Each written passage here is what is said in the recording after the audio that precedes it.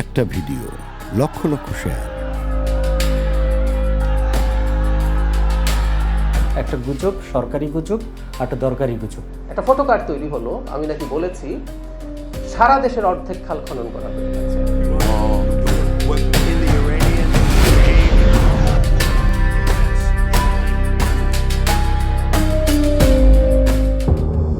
Russia Ukraine সংঘাতকে তৃতীয় বিশ্বযুদ্ধের পদধ্বনি বলে মনে করা হয়। সময়ের সাথে এই যুদ্ধের আঁচ এখন ইরান বনাম যুক্তরাষ্ট্রের শক্তি প্রদর্শনের রূপ নিয়েছে। পৃথিবীতে প্রথম ও দ্বিতীয় বিশ্বযুদ্ধের মতো আর কোনো যুদ্ধ হয়তো হবে না, কিন্তু তেল থেকে ভূ উপগ্রহ, ডলার থেকে ভূমি, পুরো বিশ্বে ক্ষমতাবানদের ক্ষমতা টিকিয়ে রাখার যুদ্ধে অস্ত্র হিসেবে ব্যবহৃত হচ্ছে আর্টিফিশিয়াল ইন্টেলিজেন্স। সৃজনশীল মেধা বা আর্টিফিশিয়াল ইন্টেলিজেন্সের গডফাদাররা বলছেন, মানুষের বানানো এআই এর সাথে খোদ মানুষের যুদ্ধ হবে আগামী দিনের সবচেয়ে বড় নৃশংস যুদ্ধ। সোশ্যাল মিডিয়ায় একটি ভিডিও বা কিছু ছবি মুহূর্তেই লাখো শেয়ার হচ্ছে, ছড়াচ্ছে আতঙ্ক। কিন্তু প্রশ্ন হলো, যুদ্ধটা কি সত্যি ময়দানে হচ্ছে নাকি আপনার মোবাইল ফোনের স্ক্রিনে? 2025 সালের 21 জুন ইরানে মার্কিন ইসরায়েলি হামলার পরপরই সামাজিক যোগাযোগ মাধ্যমে 3টি বিস্ফোরণের ভিডিও ছড়িয়ে পড়ে। এসব ভিডিওতে দাবি করা হয় ইরানের পারমাণবিক কেন্দ্র ফোর্দোয় হামলা করা হয়েছে।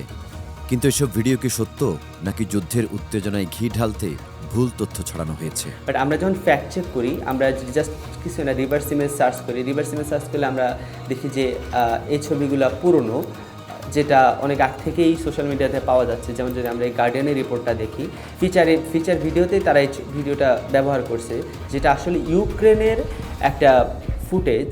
এই ফুটেজটা নিয়ে হচ্ছে সোশ্যাল মিডিয়াতে দাবি করা হয়েছে যে ইরানে হামলা করা হয়েছে, বাট এটা ক্লিয়ারলি হচ্ছে রাশিয়ার হচ্ছে ইউক্রেনে হামলা করার একটা ভিডিও। ওই ভিডিওটাকে হচ্ছে দাবি করা হয়েছে। ইরানে ফোর্দো পারমাণবিক কেন্দ্রে হামলার 3টি ক্লিপই 2020 সালের বৈরুত বন্দর বিস্ফোরণের। আসল ভিডিওগুলোর তুলনায় এখানে ধোঁয়া বেশি পরিষ্কার, সুসংগঠিত। আরেকটি উল্টানো বা পজিশন পরিবর্তন করা হয়েছে।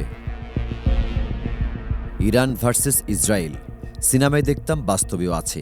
এই ক্যাপশনে জেট বিমান শহরে বোমা ফেলছে, এন্টি এয়ারক্রাফট মিসাইল ছুটছে বলে সামাজিক যোগাযোগ মাধ্যমে ছড়িয়ে পড়ে। ছবির পানির রং, জাহাজের অ্যান্টেনা দেখে বোঝা যায় এটি ভিডিও গেম আর্মা 3 থেকে নেয়া। গ্রাফিক্স বিশ্লেষণ করে দেখা যায় আসলে এটি 2013 সালের মিলিটারি সিমুলেশন গেম আর্মা 3 থেকে নেওয়া হয়েছে। তার মানে গেমের দৃশ্যকে বাস্তব যুদ্ধ বলে চালানো হচ্ছে। আধুনিক গেমের গ্রাফিক্স এত নিখুঁত যে বোঝা কঠিন। আমরা আরেকটু গভীরে যেতে চাই। ইসরায়েলি গণমাধ্যম ইরান ইসরায়েলের একটি সংরক্ষিত এলাকায় হামলা করছে বলে খবর ছাপায়। সেই ধ্বংসাবশেষের ছবিকেই ইসরায়েলি গণমাধ্যম আবার ইরানের হামলার ফলাফল হিসেবে চালিয়ে দিয়েছে। যেমন আমরা এই লেখাটা দিয়ে সার্চ করলাম, আমরা ইসরায়েল মিনিস্ট্রি অফ ফরেন অ্যাফেয়ার্সের ফেসবুক পেজে গিয়ে লেখাটা সার্চ করলাম, দেখলাম যে তারা অন্য একটা ছবি পাবলিশ করছে, এইটা করে নাই। প্রকৃত সত্য হলো, এই ছবি বাংলাদেশের প্রয়াত প্রেসিডেন্ট শেখ মুজিবুর রহমানের ধানমন্ডির 32 নম্বরের বাড়ির ছবি, যেটি মূলত জুলাই গণ অভ্যুত্থানের পর গুড়িয়ে দেওয়া হয়েছিল। সোশ্যাল মিডিয়াতে আপনি যে সমস্ত ইনফরমেশন দেখেন আজকাল, এর মাঝে একটা বড় অংশই কিন্তু আসলে ডিসইনফরমেশন, মিসইনফরমেশন, ম্যান ইনফরমেশন বা ফেক নিউজ। কোথায় কোথায় ডিপ ফেক আমরা দেখি। এখন একটা বড় কারণ হচ্ছে আসলে আমাদের মেইন স্ট্রিম মিডিয়া বা ট্রেডিশনাল মিডিয়া, যেটাকে আমরা ওল্ড মিডিয়া নামে চিনি, ওটাতে আসলে গেট কিপিংয়ের একটা প্রসেস আছে, এবং সেখানে কিন্তু অনেকগুলো লেয়ার আছে, অনেকগুলো গেট কিপিংয়ের স্কোপ আছে, যার মধ্যে দিয়ে একটা নিউজ একদম মাঠ পর্যায় থেকে এসে সেটা ট্রান্সমিটেড হয় কিংবা পাবলিশ হয়। কিন্তু সোশ্যাল মিডিয়াতে কিন্তু যার হাতে আপনার একটা ল্যাপটপ আছে বা একটা মোবাইল আছে, সে কিন্তু সেখানে একটা কিছু লিখে দিচ্ছে। তো তার ফলে ওখানে গেট কিপিংয়ের কোনো জায়গা কিন্তু নেই, এবং তার ফলে যেটা দাঁড়িয়েছে সেটা হলো যে সোশ্যাল মিডিয়া এখন হচ্ছে যে আসলে গুজব ছড়ানোর একটা আপনার টুলে পরিণত হয়েছে। ঢাকা বিশ্ববিদ্যালয়ের অধ্যাপক ডক্টর খুরশেদ আলম বলছেন, যুদ্ধে সত্যিকার অর্থেই সত্যের মৃত্যু ঘটে, আর তখন প্রোপাগান্ডায় সয়লাভ হয় গণমাধ্যম। ইরান যুদ্ধে উত্তর কোরিয়ার প্রেসিডেন্ট কিম জং উনও নিজেকে দৃশ্যপটে হাজির করলেন। ভৌগোলিক দূরত্বের সীমাবদ্ধতা ছাপিয়ে এসব গুজব কিভাবে পৌঁছে বাংলাদেশে? অনেক মিডিয়াও অনেক সময় বুঝতে পারে না যে আসলে কোনটি সত্য কোনটি মিথ্যা। সেজন্য ঢাকা বিশ্ববিদ্যালয়কে দরকার শক্তিশালী একটি সাইবার টিম গঠন করা, যেটি সাথে সাথে কোনো পোস্ট হলে ওটি ব্যবস্থা নিতে পারবে কোনটি সত্য কোনটি মিথ্যা। গুজব হয় রসালো, গুজব শুনলে মানে না না না কিছু একটা এরকম মানে কিছু একটা শুনলাম, মানে খুব ভালো লাগলো।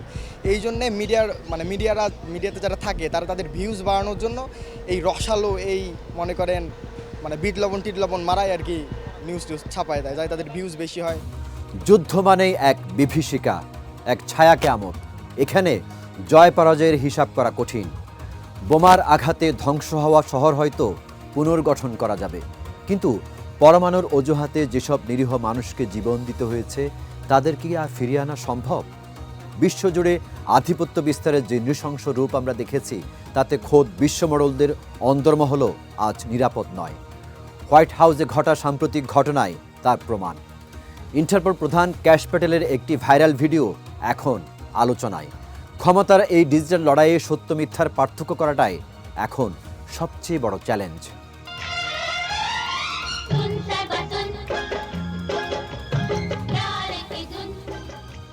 গুজরাটি ভারতীয় অভিবাসী Keshav Pramod Vinod Kash Patel Federal Bureau of Investigation FBI এর বর্তমান পরিচালক। রিসেন্টলি ইরান যুদ্ধ শুরু হওয়ার পরে আমেরিকান FBI যে পরিচালক ক্যাশ প্যাটেল, তার জিমেইল অ্যাকাউন্ট হ্যাক করা হয়েছে।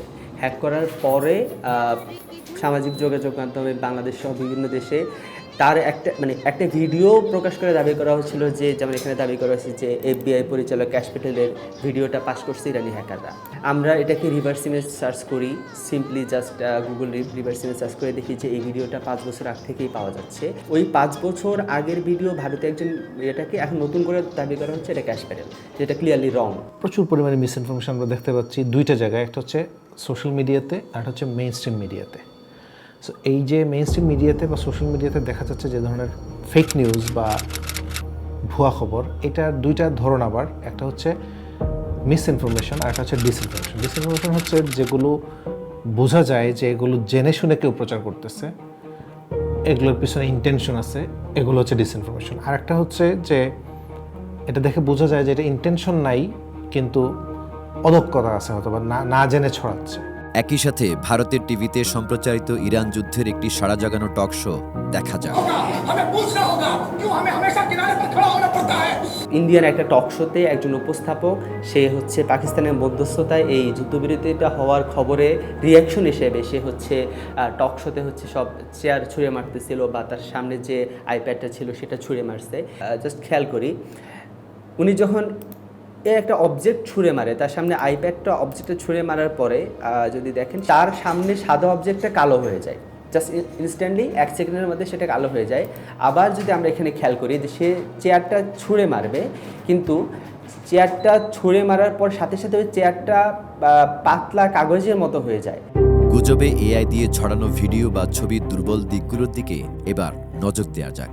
এই ভুয়া ভিডিওগুলো ওই দিনই 50 লাখ ভিউ পায়।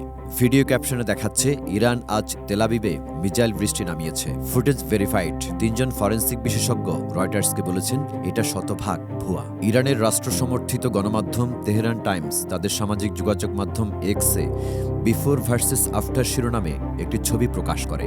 এটি বাহরাইনের মার্কিন নৌঘাটির 2024 সালের গুগল আর্থের এডিট করা ছবি। ইরানের হামলার কারণে যুক্তরাষ্ট্রের রাডার ক্ষতিগ্রস্ত হয়েছে। এই ছবিটা AI দিয়ে তৈরি করা। এত ক্লোজ থেকে মিলিটারি কখনো ইম্প্যাক্টেড স্থানগুলো ছবি প্রকাশ করে না। সো এটা প্রথমেই প্রশ্ন তোলা উচিত যে না, এটা ফেক হতে পারে। এরপরে যখন টুলস বা অন্যান্য দিয়ে আমরা বুঝছি না এটা আসলে AI। দরকারি গুজব ও সরকারি গুজবের প্রচলন সব পক্ষেই বিদ্যমান। এবার সর্বোপরি সব বিষয় নিয়ে সারমর্ম জানব গুজব বিশেষজ্ঞের কাছে। এই যে ফেক ফটোকার্ড কোনটা কিংবা হচ্ছে মিসইনফরমেশন কোনটা, ডিসইনফরমেশন কোনটা, এটা যে চিনতে পারার না পারার যে এবিলিটি, চিনতে পারার যে ইনএবিলিটি, এই ব্যাপারটা, এই অদক্ষতাটাকে অ্যাড্রেস করার জন্য ট্রেনিংয়ের আওতায় নিয়ে আসা সাংবাদিকদের, এটা হলো 1 নম্বর। 2 নম্বর হচ্ছে যে এরপরেও কেউ জেনে শুনে ছড়াইতে পারে মিডিয়াতে বা কিনা, সো সেটার জন্য মিডিয়া ওয়াচ টাইপের কার্যক্রম করা। সরকারের এখন যেটা করতে পারে মূলত হচ্ছে মেইন স্ট্রিম মিডিয়াগুলো যেগুলো আছে, তারা বস্তুনিষ্ঠ যে সংবাদগুলো প্রকাশ করে সেগুলোর দিকে বেশি ফোকাস করা, এবং ভুইপুর যে বিভিন্ন পোর্টাল আছে সেগুলোর কোনো একটা লিমিটেশন দিয়ে দেওয়া যে আপনার এই অমুক যোগ্যতা থাকলে আপনি এই পেশাটা নিতে পারবেন। এই গুজব সেলকে আরও সুন্দরভাবে সাজিয়ে আইন শৃঙ্খলা বাহিনীর মাধ্যমে এই গুজবকে প্রতিরোধ করতে হবে।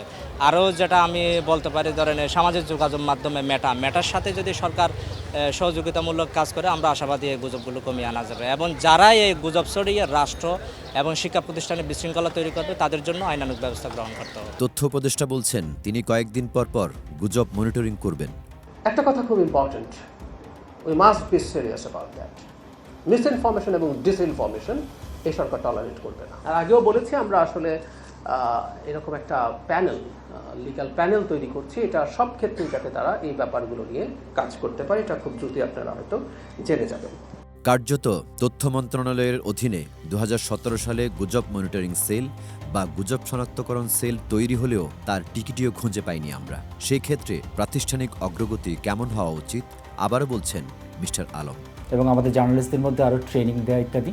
এবং এই ট্রেনিংয়ের ব্যাপারটা দুধাপে হতে পারে। একটা হতে পারে যে আপনার ধরেন প্রত্যেকটা মিডিয়া হাউস নিজেদের ফ্যাক্ট চেকিং ইউনিটকে অর্গানাইজ করতে পারে। আবার পাশাপাশি যেটা করতে পারে, আসলে ফ্যাক্ট চেকিং হচ্ছে very much part of journalism. একজন জার্নালিস্ট যখন তথ্য সংগ্রহ করে তখনই কিন্তু সে ফ্যাক্ট চেক করতে থাকে, এবং তারপর যখন সাব এডিটর বা কপি এডিটর সেটাকে এডিট করছে, তিনি আরেক দফা ফ্যাক্ট চেক করছেন। তো সেদিক থেকে ফ্যাক্ট চেকিং আলাদা ইউনিট অনেক সময় না থাকলেও চলে, যদি জার্নালিস্ট নিজে ওয়েল ইকুইপড এবং ওয়েল আপনার ট্রেন্ড হয় বা ওয়েল ওরিয়েন্টেড হয়। বাংলাদেশ আজ বিশ্বের অন্যতম জনবহুল ডিজিটাল জনপদ। প্রযুক্তির এই বিশাল সমুদ্রে তথ্যের জোয়ার যেমন আছে, তেমনি রয়েছে গুজবের চোরাবালি। সামান্য অসতর্কতায় ছড়িয়ে পড়া একটি মিথ্যা সংবাদ হয়ে উঠতে পারে আগামীর ভয়াবহ কোনো বিপর্যয়। আজ এ পর্যন্তই। দেখা হবে আগামী পর্বে আরও কিছু গুজবের পোস্টমর্টেম নিয়ে। মনে রাখবেন, যুদ্ধের সবচেয়ে বড় অস্ত্র হলো সত্য। তাই গুজব প্রতিরোধে আপনি হতে পারেন আগামীর সবচেয়ে বড় যোদ্ধা।